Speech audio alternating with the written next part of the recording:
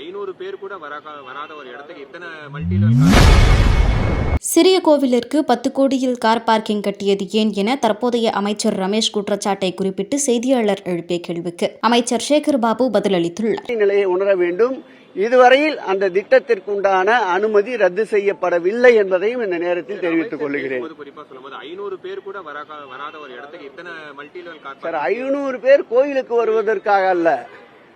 5000த்திற்கும் மேற்பட்டவர்கள், 50,000த்திற்கும் மேற்பட்டவர்கள், லட்சத்திற்கும் மேற்பட்டவர்கள் விடுமுறை காலங்களில், கோடை காலங்களில் பயணிகளாக, சுற்றுலா பயணிகளாக வருபவர்களுக்குத்தான் அந்த கார் பார்க்கிங் ஏற்படுத்தப்பட்டதே தவிர வெறும் திருக்கோயிலுக்கு வருபவர்களுக்கு மாத்திரம் அந்த பயன்பாட்டிற்கு ஏற்படுத்தப்படவில்லை.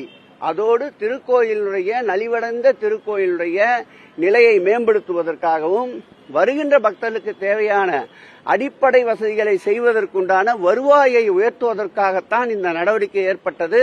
அறிவு சார்ந்த அனைவரும் இதை வரவேற்பார்கள். நிச்சயமாக சட்டமன்றத்தை பொறுத்தவரை நீங்கள் அறியாத ஒன்றுமல்ல, தெரியாத ஒன்றுமல்ல. முழு விளக்கம் கிடைக்கும் அல்லது அவர்கள் அமைச்சர்கள் கூறிய கருத்திற்கு எதிர்கருத்து வாதம் சரியாக இருக்கும் என்றால் எப்பொழுதுமே அனுமதி தர மாட்டார்கள், அனுமதி மறுப்பார்கள். அதுதான் நேற்றைக்கும் முழுமையாக அனுமதி மறுக்கப்பட்டது.